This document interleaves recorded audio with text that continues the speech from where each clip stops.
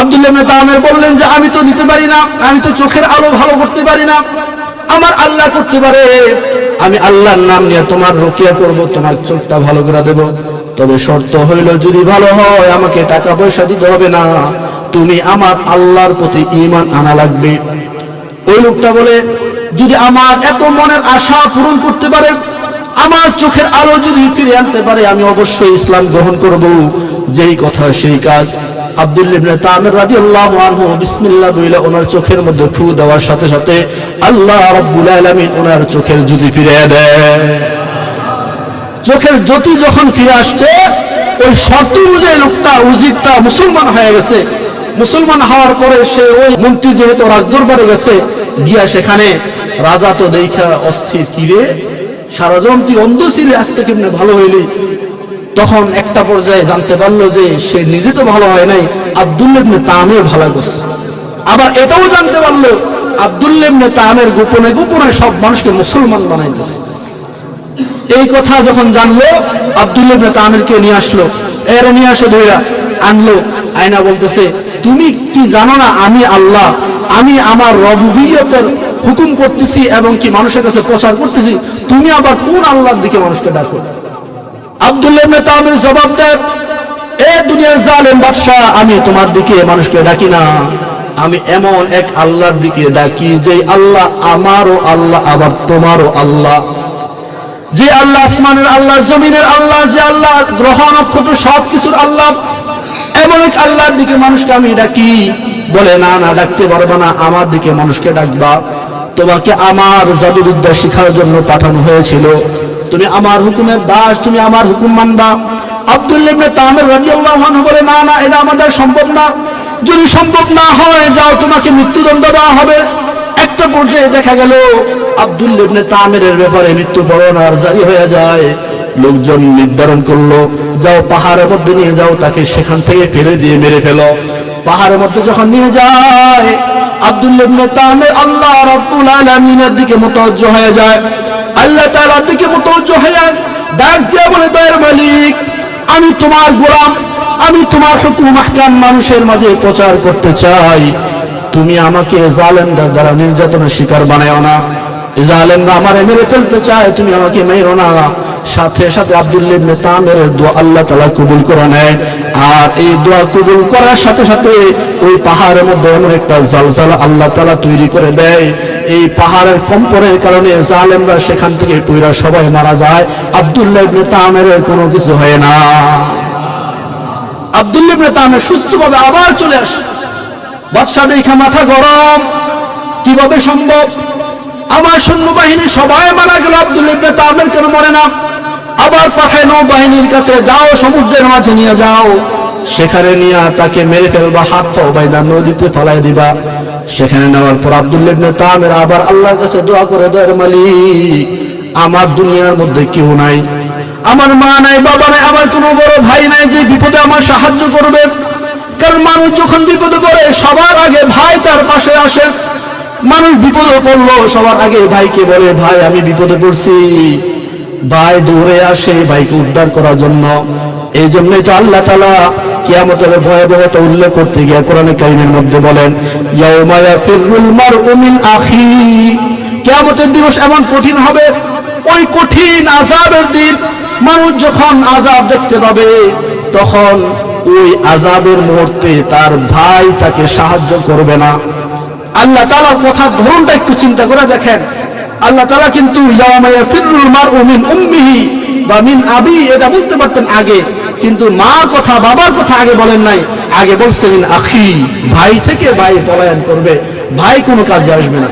কারণ বিপদে পড়লে ভাই আগে ভাইকে ফোন দেবে। আব্দুল্লাহ ইবনে তামির সেই সমুদ্রের মধ্যে আল্লাহর দিকে ধারস্থ হলেন, আল্লাহ আমার কোনো ভাই নাই, আমার কোনো বাবা নাই, আমার বড় বন্ধু কেউ নাই যে আমাকে বিপদ থেকে উদ্ধার করতে পারবে। ও আল্লাহ, আমি তোমার শরণাপন্ন হইলাম, তুমি আমাকে বিপদ থেকে উদ্ধার করো। একটা পর্যায়ে আল্লাহ তাআলা দোয়া কবুল করলেন। দোয়া কবুল কইরা ওই সমুদ্রের মধ্যে এমন উত্তাল একটা ঢেউ সৃষ্টি করলেন। এই ঢেউয়ের মাধ্যমে আল্লাহ তাআলা জালেম সব সৈন্যদেরকে সেখানে নিস্তার করে দিলেন, ধ্বংস করে দিলেন। আর সমুদ্রকে আল্লাহ তাআলা ঘোষণা হুকুম করলেন, এই সমুদ্রের পানি আব্দুল্লাহ ইবনে তামের যেন কোনো ক্ষতি না হয়, আব্দুল্লাহ ইবনে তামেরকে সুস্থভাবে একদম পাড়ের মধ্যে পৌঁছাইয়া দাও। আল্লাহ তাআলা পারেননি? আল্লাহ তাআলা কুদরতের উপর বিশ্বাস আছে তো? আল্লাহ তাআলা সব কিছু করতে পারেন। একটা পর্যায়ে বাদশা হায়রান, ইউসুফ জু নওয়াজ, এ আব্দুল্লাহ তোমাকে আমি মারতে চাই, তোমাকে আমি মারতে পারি নাই, কয়েকটা মিশন নিলাম, সবগুলা ব্যর্থ হইল, তোমাকে কি করলে মারা যাবে? বলে আমাকে মারতে হইলে আমি যে পদ্ধতি বলবো ওই পদ্ধতি দিয়ে তুমি আমাকে মারতে হবে। বলে কোন সে পদ্ধতি? বলে এটা আমি এখন বলবো না, তুমি একটা মাঠ কায়েম করো, যে মাঠের মধ্যে তোমার রাজ্যের সব মানুষ থাকবে, সব মানুষ ওখানে আসবে, ওই জায়গার মধ্যে আমি বলে দেব কোন পদ্ধতিতে মারলে আমি মরবো। একটা পর্যায়ে বাদশাহ নিজের ইজ্জত রক্ষা করতে গিয়া, নিজের প্রেস্টিজ রক্ষা করতে গিয়া, কারণ ইস্যুটা এখন আর সাধারণ ইস্যু না, জাতীয় ইস্যু হয়ে গেছে। বাদশাহ একটা লোককে মারতে চায়, দুইবার ব্যর্থ হয়েছে, মারতে পারে না। তার মানে বোঝা গেল লোকটা সঠিক, লোকটা দামি, লোকটা বড়, বাদশাহ কোনো বড় না। বাদশার প্রেস্টিজের মধ্যে যখন আঘাত লাগছে, বাদশাকে হ্যাঁ ঠিক আছে আমি সব মানুষকে একত্রিত করবো, তারপরেও তোমার মেরেছে। যেই কথা সেই কাজ, সব মানুষকে একত্রিত করা হইল। ওই জায়গার মধ্যে আব্দুল্লাহ ইবনে তামেরকে এক জায়গায় দাঁড় করানো হইল। দাঁড় করানোর পর আব্দুল্লাহ ইবনে তামেরকে বলে, এই আব্দুল্লাহ বলো বলো কি কাজ করলে তোমাকে মারতে পারবো? আব্দুল্লাহ ইবনে তামের বলে, আমার এই যে ধনুকটা, যে তীরটা, এটা তুমি নাও। আব্দুল্লাহ ইবনে তামের নিচ থেকে একটা তীর দিলেন, দিয়া বলেন এই তীরটাকে যখন নিক্ষেপ করবা, আমার দিকে যখন নিক্ষেপ করবা, নিক্ষেপ করার সময় তুমি বলবা বিসমিল্লাহি রাব্বিল গোলাম, এই গোলামের আল্লাহর নামে আমি তীর নিক্ষেপ করতেছি। এটা বলার সাথে সাথে দেখবা আমি মারা যাব।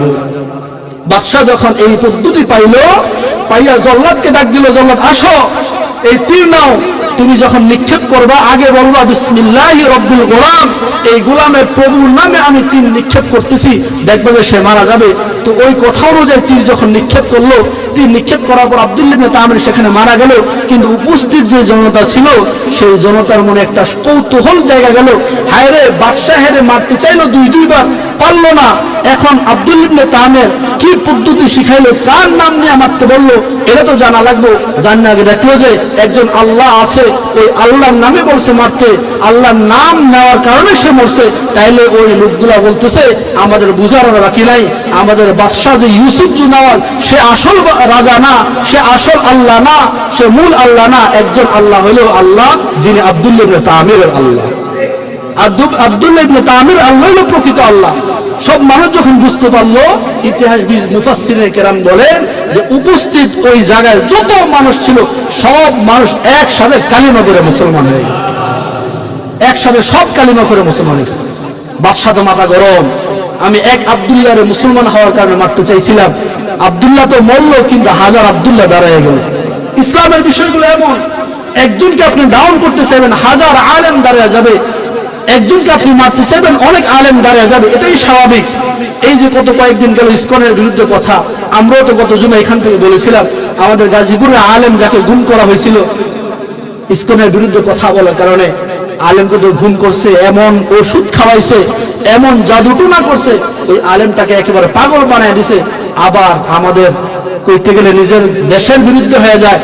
উপরের কর্মকর্তা এমন আছে যারা কিনা ইসকনের মদত পুষ্ট হইয়া এই আলেমকে নিয়ে জোর জবরদস্তি কইরা ওনার মুখ দিয়া পরবর্তীতে শিকার আনাইছে যে উনি নিজে নাকি নিজে অ্যাক্টিং কইরা ওই পঞ্চগড় গেছে, ওনাকে কেউ ধইরা নেয় নাই। চিন্তা করে দেখেন ইসকনের গোড়া কত বড়, কত গভীরে তারা গেছে, তারা কত গভীরে চলে গেছে। আমাদের সরকার বাহাদুর পর্যন্ত তাদের ক্ষমতা চলে গেছে, তারা সরকার পর্যন্ত ইসকনের বিরুদ্ধে কোনো কথা বলতে সাহস পায় না, কারণ বললে চাপ আসবে, চাকরি চলে যাবে, অনেক কিছু হবে, হামলা মামলার শিকার হইতে হবে। যার কারণে আলেমদের উপর দেওয়া যায় যাক, তারা নিরাপদ থাক, এই জিনিসটা তারা বুঝে নিছে। কিন্তু তারা বুঝে না ইসকন এমন ডেঞ্জারাস বা এমন সন্ত্রাস জাতি, আস্তে আস্তে তারা বাংলাদেশটাকে ইন্ডিয়ার অঙ্গরাজ্য বানায় ফেলবে। সেই সুযোগটা আমরা দেব? আমরা কি দেব সেই সুযোগ? না, দেব না, কোশ্চিন কারো না। এই জন্য আমরা যারা ফেসবুক চালাই বা আমরা যারা সোশ্যাল মিডিয়ার মধ্যে আছি, আমরা সবাই নিজেদের জায়গা থেকে ইসকনের বিরুদ্ধে আমরা সবাই প্রতিবাদ করার চেষ্টা করব। আর আমি যে কথাটা বুঝাইলাম যে ইমানের পাওয়ার এমন পাওয়ার, ইমানদার হইলে জুলুম, নির্যাতন, হামলা মামলা এগুলো আসবেই। এগুলাকে সাদরে বরণ করে নেওয়া, এগুলাকে আল্লাহ তাআলার পক্ষ থেকে তোহফা হিসাবে নিয়ে নেওয়া। কারণ ইমানদার মৃত্যুকে কখনো ভয় পায়। ইমানদার মনে করে মৃত্যু হলে একটা তোহফা, মৃত্যু হলে এমন একটা জিনিস যেটা আমি গ্রহণ করব আর সোজা জান্নাতের মালিক হয়ে যাবে। এই জন্য ইমানদার কখনো মৃত্যুকে ভয় পায়। ইশকে মাহবুব খুদা जिस दिल में हासिल नहीं,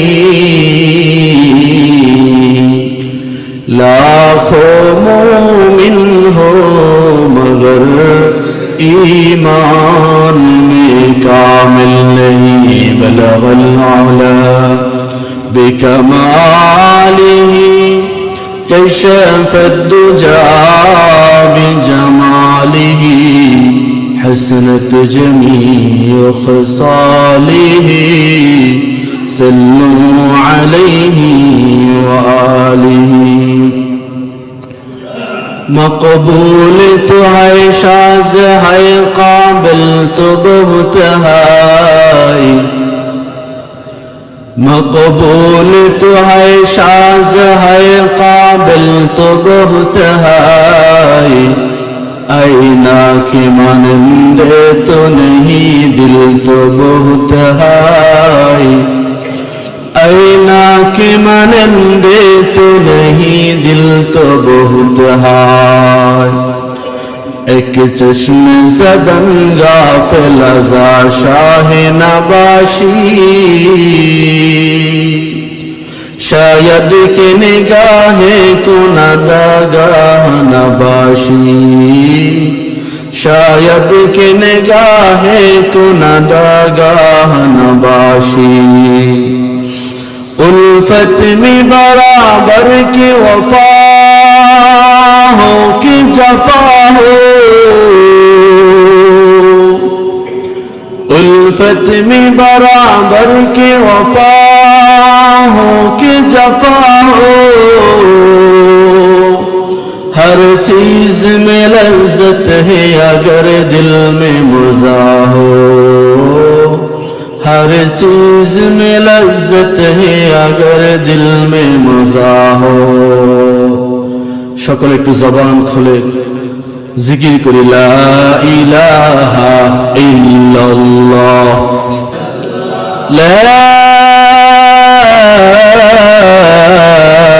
ইলাহা ইল্লাল্লাহ, মুহাম্মাদুর রাসূলুল্লাহ সাল্লাল্লাহু আলাইহি ওয়াসাল্লাম। আলহামদুলিল্লাহ, মহান রব্বুল আলামিনের দরবারে লাখো কোটি শুকরিয়া জ্ঞাপন করছি যে রব্বুল আলামিন আমাদেরকে প্রতি জুমাহের এই জুমাহের দিনেও জুমার নামাজ আদায় করবার উদ্দেশ্যে আল্লাহর ঘর মসজিদে আগে আগে আসবার বসবার, দিনই কিছু কথা শুনবার সুযোগ করে দিলেন। এই জন্য মহান মালিকের দরবারে কালিমাত শুকর আদায় করে উচ্চ কণ্ঠে জোরে সোরে আওয়াজ দিয়ে বলে আলহামদুলিল্লাহ। সম্মানিত হাজিরিন, আমরা আজকের এই জুমাতে কোরআনে কারীমের প্রসিদ্ধ একটি সূরা, সূরাতুল বুরুজ নিয়ে কিছু কথা শুনবেন ইনশাআল্লাহ। সূরাতুল বুরুজ অত্যন্ত প্রসিদ্ধ একটি সূরা। এই সূরার মধ্যে আল্লাহ তাআলা শুরু দিয়ে কিছু কসম খেয়েছেন, কসম কেটেছেন। আল্লাহ তাআলা কোরআনে কারীমের মধ্যে দুই ধরনের আয়াত নাজিল করেছেন। কিছু আয়াত এগুলো স্বাভাবিকভাবে বর্ণনা করেছেন, আবার কিছু আয়াত এমন আছে আল্লাহ তাআলা গুরুত্ব বুঝাইবার জন্য কসম খেয়েছেন। এখন আমি আপনাদেরকে জিজ্ঞেস করি, বলেন তো আল্লাহ তাআলা যে কথাগুলায় কসম খান না এগুলা কি দাম কম? আল্লাহ তাআলার কথা আল্লাহর কথা, কসম খাইলেও আল্লাহর কথা, না খাইলেও আল্লাহর কথা। যেই কথাগুলো আল্লাহ কসম খান নাই স্বাভাবিকভাবে বর্ণনা করেছেন, এগুলো ফেলে দেওয়ার মতন না। কারণ কথাটা কার? আল্লাহর। আল্লাহর কথার গুরুত্ব আছে, অনেক ওয়েট আছে, অনেক ওজন আছে। আবার কসম খাইলেন আল্লাহ তাআলা এই জন্য যে বান্দা আমার সব কথাই তো গুরুত্বপূর্ণ, তবে এই কথাটা একটু সবচেয়ে বেশি গুরুত্বপূর্ণ। এরকম অনেক সূরা শুরুতে আল্লাহ তাআলা কসম খাইছেন, ওয়াস-সামা'i যাতিল বুরুজ ওয়াল ইয়াউমিল মাও'উদ ওয়া শাহিদিন ওয়া মাশহুদ। সূরা বুরুজের শুরু দিক দিয়ে আল্লাহ তাআলা চারটা কসম খাইছেন। কয়টা কসম? চারটা। এক নম্বর আল্লাহ তাআলা আসমানের কসম খাইলেন। কোন সেই আসমান? আল্লাহ তাআলা জানায় দেয়, ওয়াস-সামা'i যাতিল বুরুজ, যেই আসমানের মধ্যে হাজার হাজার গ্রহ নক্ষত্র আছে, যেই আসমানের মধ্যে গ্রহ নক্ষত্র আছে, ওই গ্রহ নক্ষত্রওয়ালা আসমানের শপথ। এক নম্বর আল্লাহ তাআলা আসমানের শপথ খাইলেন। ওয়াল ইয়াউমিল মাও'উদ, দুই নম্বরে বিচার দিনের শপথ খাইলেন। বিচার দিন এমন একটা দিন যে মুসলমান সেও সেই দিনের সম্মুখীন হবে, আবার যে অমুসলমান সেও কিন্তু বিচার দিনের সম্মুখীন হওয়া লাগবে। বিচার দিন আল্লাহ তাআলা এমন ভাবে কায়েম করবেন যে ময়দানের মধ্যে মুসলমান গায়রে মুসলমান কেউ বাদ যাবে না। সকলকে সেই দিন আল্লাহ তাআলার সামনে দণ্ডায়মান হওয়া লাগবে। এমন কঠিন একটা দিন, সেই দিন কেউ কোনো নিস্তার পাবে না। ওই দিনের শপথকে আল্লাহ তাআলা বললেন, ওয়াল ইয়াউমিল মাও'উদ, বিচার দিনের শপথ আমি করলাম। তিন নম্বরে বললেন, ওয়া শাহিদ, এমন একটা দিন যেই দিন ঘুরা ঘুরা বারবার আসে। যেমন শুক্রবারের দিন, শুক্রবারের দিনটা আপনি প্রত্যেক সপ্তাহে ঘুরে ঘুরে আবার আসে। এই জন্য আল্লাহ তাআলা বলে দিয়েছেন শুক্রবার দিনের শপথ। ওয়া মাশহুদ, এবং আরো একটা দিন যেটা আরো তার চেয়ে দামি, শুক্রবার চেয়ে দামি, সেই দিনটা হলো আরাফার দিন। আরাফার দিনের মর্যাদা আল্লাহ তাআলার কাছে অনেক বেশি। যত দিন আছে সবচেয়ে বেশি আল্লাহ তাআলার কাছে দাম যেই দিনটার, সেই দিনের নাম হলো আরাফার দিন। আল্লাহ তাআলা শুক্রবার দিনের শপথ খাইলেন এবং আরাফার দিনেরও শপথ খাইলেন। এরপর আল্লাহ তাআলা বলেন, কুতিলা আসহাবুল উখদুদ, ও আমার ইমানদার বান্দারা শোনো, চারটা কসম খাইয়া আমি তোমাদেরকে বুঝাইতে চাই। তোমাদের মধ্যে এমন অনেক মানুষ আছে যারা ঈমান আনার কারণে অনেক নিগৃহের শিকার হয়, ঈমান আনার কারণে অনেক জুলুম অত্যাচারের শিকার হয়, ঈমান আনার কারণে অনেক মানুষ ঘর ছাড়া হইতে হয়, আবার ঈমান আনার কারণে অনেক মানুষকে অনেক ধরনের হেনস্থার শিকার হইতে হয়। তোমরা সান্ত্বনা গ্রহণ করো, ঈমান আনার কারণে যে মানুষ কষ্টের শিকার হয় এটা নতুন কোনো বিষয় না। আল্লাহ তাআলা সূরাতুল বুরুজের এই আয়াতগুলো দিয়ে একটা ব্যাখ্যা বুঝাইতে চান। ইতিহাসবিদরা বলেন, মুফাসসিরিনে কেরামগণ বলেন, আল্লাহর রাসূলের পূর্বের জামানায় পয়গম্বর ঈসা আলাইহিস সালাতু ওয়াস সালামের জামানার একটা মুমিনের ঘটনা এখানে উল্লেখ করেছেন আল্লাহ তাআলা। কারণ এগুলা বইলা বলে আল্লাহ তাআলা বুঝাইতে চান ঈমান আনলে যে কষ্ট হয় এটা নতুন কোনো বিষয় না, ঈমান আনলে যে কষ্ট চলে আসে এটা নতুন কোনো বিষয় না। আমার পূর্ববর্তী বান্দা যারা ছিল তারাও কিন্তু ঈমানের কারণে কষ্ট স্বীকার করতে হয়েছে। ও বান্দারা শোনো, তোমরা নতুন কোনো ভাবে যে কষ্টের শিকার হইতেছ এমন না, বরং আমি আল্লাহ তাআলার একটা মর্যাদা হইল, আমি আল্লাহ তাআলার একটা ভাব হইল, মনের আশা হইল যারা আমার কাছে আসে ঈমানদার হয় তাদেরকে আমি পরীক্ষা গ্রহণ করি, আর আল্লাহ তাআলার পরীক্ষার মধ্যে যারা উত্তীর্ণ হয় আল্লাহ তাআলা তাদেরকে তার রহমতের কোলে উঠাইয়া নেন। সুবহানাল্লাহ।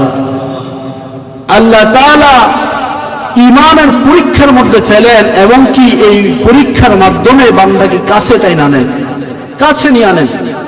এই সূরাতুল বুরুজের ব্যাখ্যার মধ্যে মুফাসসিরিনে কেরামগণ বলেন যে পয়গম্বর ঈসা আলাইহিস সালাতু ওয়াস সালাম যখন দুনিয়া থেকে চলে যায় দীর্ঘদিন অতিবাহিত হয়ে যায়। আমাদের নবীজি আগমনের 70 বছর আগে ইয়ামান দেশের একজন বাদশা ছিল, বাদশা জু নওয়াজ, ইউসুফ জু নওয়াজ, যাকে ইতিহাসের ভাষায় বলা হয়। এই বাদশারা ছিল অত্যন্ত জালেম, জুলুম করতো মানুষের প্রতি, সবার প্রতি জুলুম করত। একটা পর্যায়ে সে বাদশা নিজেকে খোদা দাবি করে বসলো, বললো যে আমি তোমাদের খোদা, আমাকে তোমরা অনুসরণ করবা, আমার পূজা অর্চনা করবা, আমি যেই কথা বলবো সেই কথা মানবা, আমি যার থেকে বারণ করবো সেগুলো থেকে বিরত থাকবা, আমার হুকুমের কেউ লঙ্ঘন করবা না। ওই বাদশা এরকম তার জুলুম একটা পর্যায়ে সারা রাজ্যের মধ্যে বিস্তার করতে সক্ষম হইল। তার কারণ হইল ঈসা আলাইহিস সালাতু ওয়াস সালাম চলে গেছে, অনেক দিন হয়ে গেছে। ঈসা আলাইহিস সালাতু ওয়াস সালাম আর আমাদের নবীজির মাঝে প্রায় 500-600 বছরের গ্যাপ ছিল, লম্বা সময়। আমাদের নবী তো যাক একটা দায়িত্ব দিয়ে গেছে পরবর্তী প্রজন্মরে, পরবর্তী উম্মত, বাল্লিগু আন্নী ওয়ালাউ আয়া, আমার কাছ থেকে ছোট্ট একটা বাণীও যদি হয়, এই বাণীটা তুমি অপরজনের কাছে পৌঁছাইয়া দিও। এই পৌঁছানোর দায়িত্ব আমি তোমাদেরকে দিয়া দিলাম। যার কারণে দেখা গেছে আমাদের নবীজি চলে গেছে 1400 বছর আগে, তারপরও এখনো দিন জিন্দা আছে। কারণ নবীজির একজন ক্ষুদ্র ইমানদার বান্দা, ক্ষুদ্র ইমানদার উম্মত যে, সেও বুঝে নবীজি আমাকে দায়িত্ব দিয়া গেছে, আমি নবীর দায়িত্বটা আরেকজনের কাছে পৌঁছাইতে হবে। এরকম একে একে কইরা যখন সকলে নবীজির দাওয়াতগুলা ছড়াইতে লাগলো, দিতে লাগলো, একজনের দাওয়াত আরেকজনের কাছে পৌঁছাইতে লাগলো, এই পৌঁছানোর কারণে আজও পর্যন্ত এখনো ইসলাম জিন্দা আছে, এখনো ইসলাম জিন্দা আছে। কিন্তু অন্যান্য নবীদের এই দায়িত্ব ছিল না। অন্যান্য নবীরা কোন উম্মতকে এই দায়িত্ব দিয়ে যায় নাই যে আমি চলে গেলে আমার বাণী তোমরা আরেকজনের কাছে পৌঁছে দিবে। কারণ অন্যান্য নবীরা যতদিন থাকতেন, নবীরাই আল্লাহ তাআলার কাছ থেকে যে বিধানগুলো আনতেন এগুলো প্রচার করতেন, এগুলো ছড়াইয়া দিতেন। এরপরে যদি নবীরা চলে যাইতেন, ও আর কেউ দাওয়াত দিত না, আস্তে আস্তে দাওয়াত শেষ হয়ে যেত। মানুষ শয়তানের অনুসরণ করত, মানুষ আসল দিন বুঝতো না, পাইতো না, কারণ অনেক প্রজন্ম দূর হয়ে গেছে, গত হয়ে গেছে।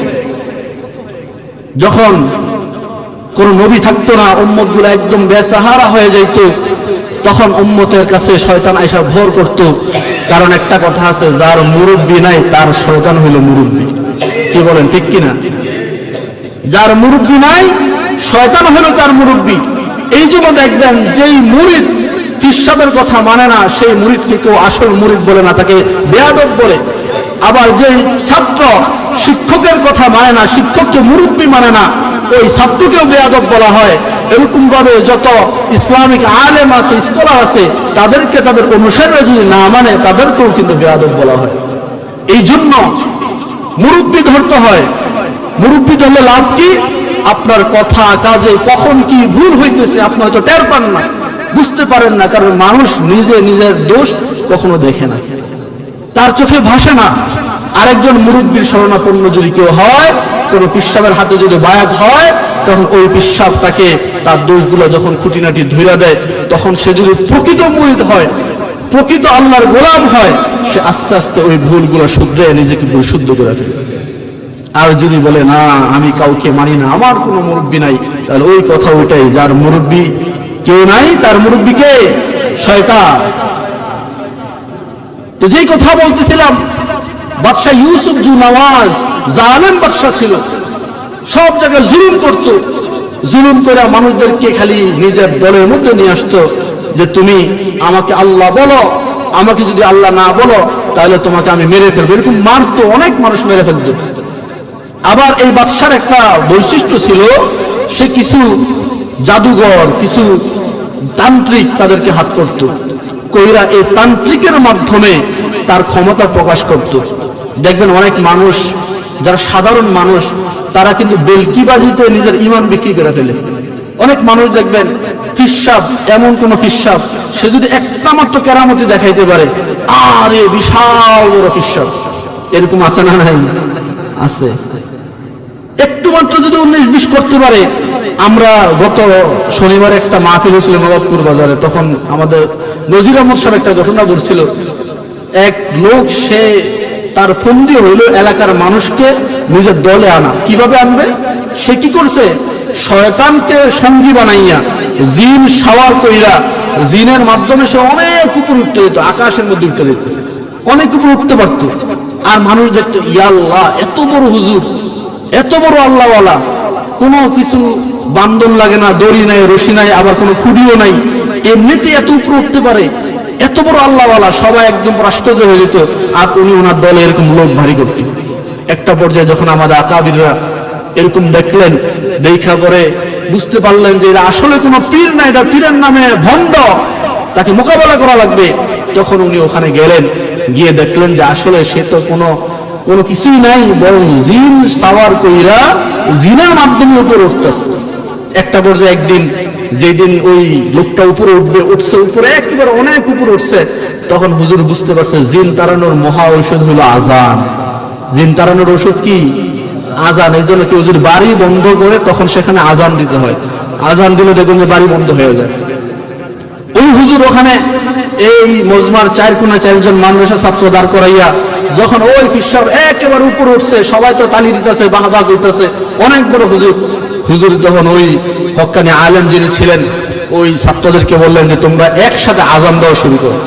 যখন একসাথে আজান দেওয়া শুরু করছে, ওই উপরে ফিসাব যারে জিনে ধরে রাখছিল, জিন ছাইরা দিয়া গেছে গা, আর এবারে উপর থেকে পেরে একেবারে জায়গায় শেষ। তখন মানুষ বুঝতে পারছে এরকম কিছু মানুষ আয়ত্ত করে নেয়, বেলকিবাজি, তন্ত্র মন্ত্র আয়ত্ত কইরা নিজের কেরামতি জাহের করে, আর করে করে মানুষকে নিজের দলে ঢুকায়। এই জন্য ফিসাব নির্বাচনের আগে এরকম আশ্চর্য কোন জিনিস দেখলে যে ফিসাব সে এক নাম্বার, এটা না, বরং আল্লাহ রাসূল একটা মেয়ার দিয়ে গেছেন, একটা স্কেল দিয়ে গেছেন। ওই স্কেলটা হইল, ও আবার উম্মতরা শোনো, তোমাদের মধ্যে যে বেশি আল্লাহ তাআলার হুকুম মানবে, মুত্তাকি হবে, সাথে সাথে রাসূলের সুন্নাত যে সবচেয়ে বেশি পালন করবে, ওই লোকটাই হলো সবচেয়ে বড় ফিসাব। ওই লোকটাই সবচেয়ে বড় ফিসাব। এরকম আর একটা ইতিহাস আছে, আমাদের অনেক বড় একজন আল্লাহওয়ালা ছিলেন, তো দেখার জন্য আসছে যে উনি আশ্চর্য ধরনের কি করে বা কি ওনার মাধ্যমে আছে। আয়েশা 3 দিন ওনার খানকায় ছিল, দেখে যে উনি স্বাভাবিক 5 ওয়াক্ত নামাজ পড়ে, সুন্নত নফল এগুলোই পড়ে, অন্য কোনো এক্সট্রা কেরামত ওনার ভিতরে নাই। তখন ওই মুরিদ যে লোকটা আইলো দূর থেকে দেখার জন্য ফিসাবের কি আছে, উনি বলতেছে, হুজুর যে 5 ওয়াক্ত নামাজ পড়ে, আমিও তো এগুলোই পড়ি, তো হুজুরের ভিতরে আশ্চর্যের কি আছে, আবার হুজুরের এত বড় পীর মানার দরকারটা কি? 3 দিন থাকার পরে মন বেজার, যে উদ্দেশ্য আইছে উদ্দেশ্য পূরণ হয় না, বলে চলে যাবে। পীর সাহেবের কাছে গেছে, গিয়া বলতেছে, হুজুর অনেক বড় একটা আশা নিয়ে আইছিলাম। বলে কি আশা?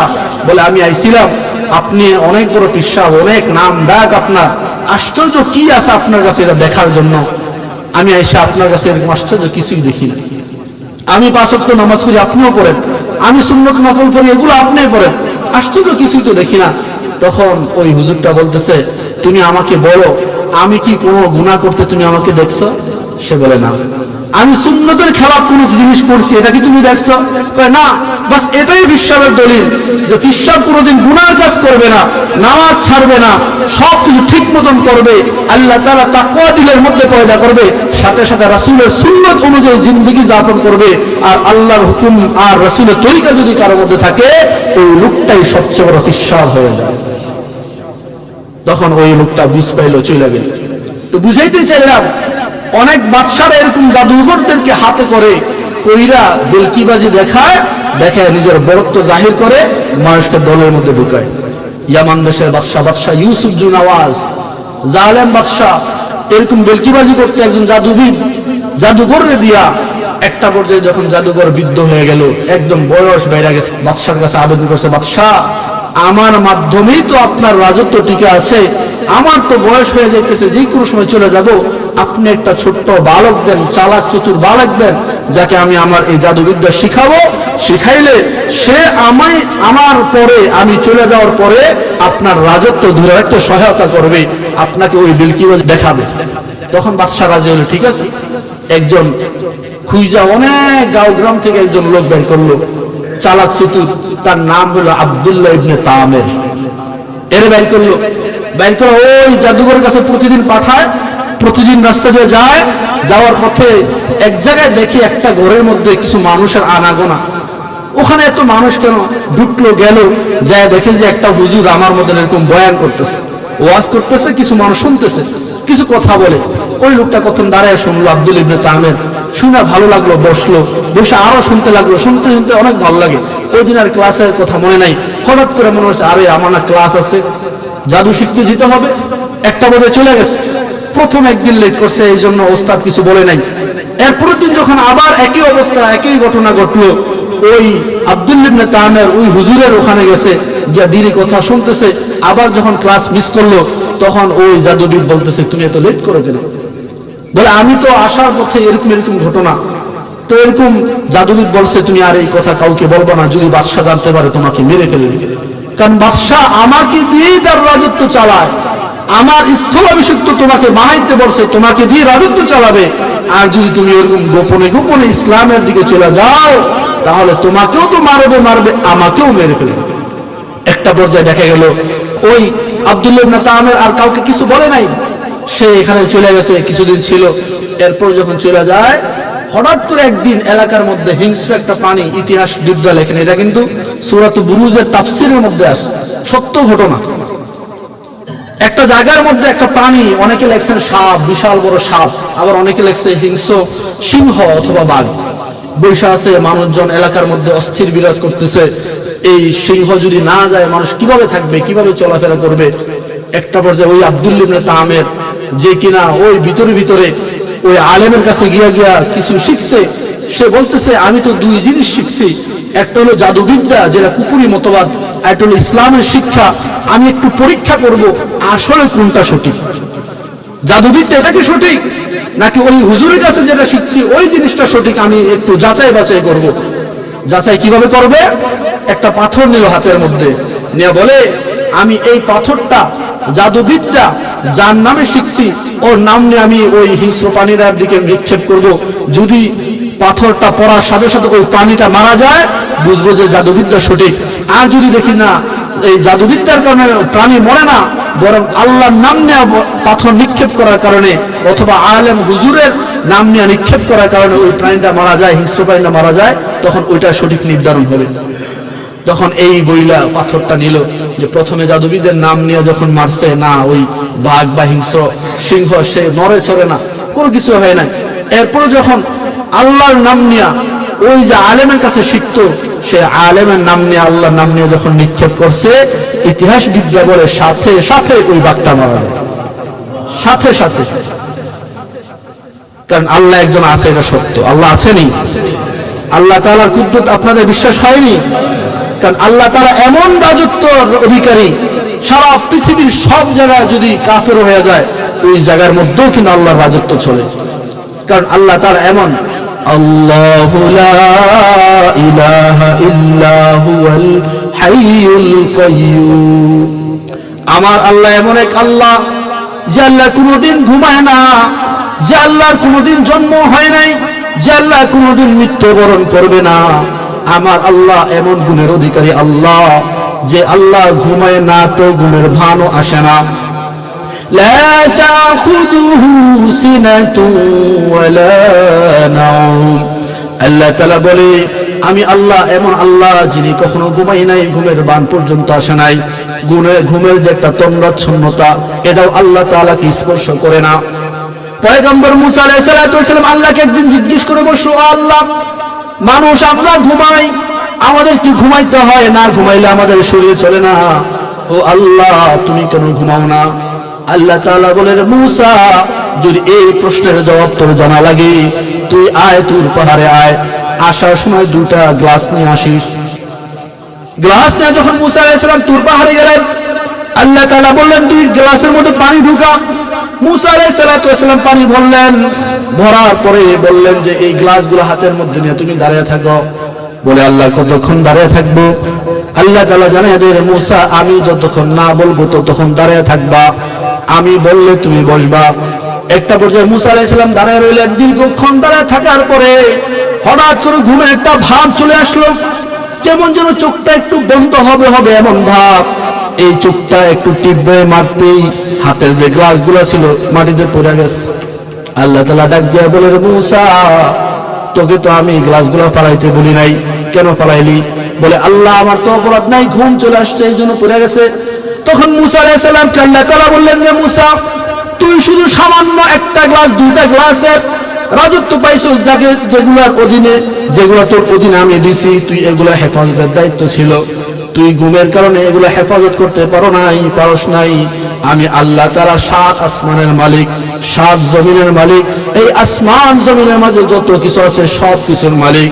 এত কিছুর মালিক হইয়া যদি আমি আল্লাহ ঘুমাই, বলে রে মূসা, এই আসমান জমিন কিভাবে ঠিক থাকবে?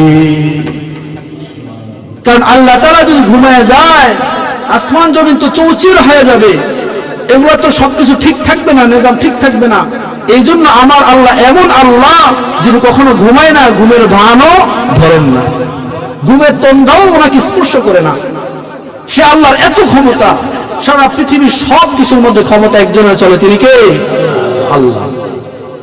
আল্লাহ তাআলা নাম নিয়ে যখন আব্দুল্লাহ ইবনে তামের পাথর নিক্ষেপ করলো, সাথে সাথে হিংস্র জানোয়ার মারা যায়। আব্দুল্লাহ ইবনে তামের আর বুঝতে বাকি নাই, ইসলাম হলো সত্য ধর্ম, অন্য কোন ধর্ম সত্য না। একটা পর্যায়ে উনি এই যে ঘটনা ঘটাইলেন, উপস্থিত মানুষের মুখে রাও চলে আসলো। আগের যুগে এরকম মিডিয়া ছিল না, ফেসবুক ইউটিউব ছিল না। মানুষ যারা ছিল উপস্থিত দেখার পরে সবাই আশ্চর্য হয়ে গেল। এরপর এই কথাগুলো একজন আরেকজনের কান হইতে হইতে পুরো রাজদরবার পর্যন্ত চলে যায়। আব্দুল্লাহ ইবনে তামের অনেক বড় ক্ষমতাধর, সে হিংস্র পানি পর্যন্ত মেরা ফেলছে। অনেক মানুষ ওনার কাছে আসতে লাগলেন, কেউ হাত ভাঙ্গা লুলা নিয়ে আসে, আমার হাতটা ভালো করে দেয়। উনি যদি ফু দিতেন হাত ভালো হয়ে যেত। কেউ যদি অন্ধত্ব নিয়ে আসতো, উনি ফু দিলে অন্ধত্ব দূর হয়ে যেত। এরকম বাদশাহ উজিরদের মধ্য থেকে একজন উজির ছিল, যে 2 চোখে জন্মের পরও কোনোদিন দেখে না। দৌড়ে আসলো আব্দুল্লাহ ইবনে তামের কাছে, এই আব্দুল্লাহ ইবনে তামের, শোনো, আমার কাছে ধন সম্পদের অভাব নাই, কিন্তু এই ধন সম্পদ দিয়ে আমার কি হবে? আমি তো এই পৃথিবীর আলো বাতাস কোন জিনিস দেখতে পারি না, এই পৃথিবীর সৌন্দর্য কি জিনিস আমি এটা বুঝতেও পারি না, আমার চোখের আলোটা একটু ফিরে দাও। আব্দুল্লাহ ইবনে তামির রাদিয়াল্লাহু আনহু বলে, ও মন্ত্রী, শোনো শোনো, আমি তোমার চোখের ক্ষমতা ফিরে দেওয়ার কোনো মালিক না, চোখের ক্ষমতা ফিরে দেওয়ার মালিক কে? সবকিছু ভালো মন্দ খারাপ সবকিছু করতে পারে একমাত্র আমার আল্লাহ। দেখবেন যে ফিসাব বলে আমার কাছে আসো, আমি তোমাকে জান্নাতে ঢুকিয়ে দেবো, সবার আগে বুঝে নেবেন যে এই ফিসাব না, এগুলো বন্ধ। যেই লোক বলবে যে আমার কাছে আসো, তোমাকে আমি সন্তান দিয়ে দেবো, সন্তানওয়ালা বানিয়ে দেবো, বুঝবেন সেও সবচেয়ে বড় ধোঁকাবাজ। এই জন্য সবকিছু ভালো মন্দ খারাপ যা আছে সবকিছু দিতে পারেন একমাত্র আমার আল্লাহ। তো যে কথাগুলো বুঝাইলাম, আল্লাহ তাআলা যেন আমাদেরকে ঈমান আমলের সাথে হায়াতে তৈয়্যিবা দান করে এবং ঈমান নিয়ে যেন আমরা মৃত্যু পর্যন্ত বাঁচতে পারি। আল্লাহ তাআলা আমাদের সবাইকে কথাগুলো মানা এবং আমলের তৌফিক দান করে, সবাই করি আমিন।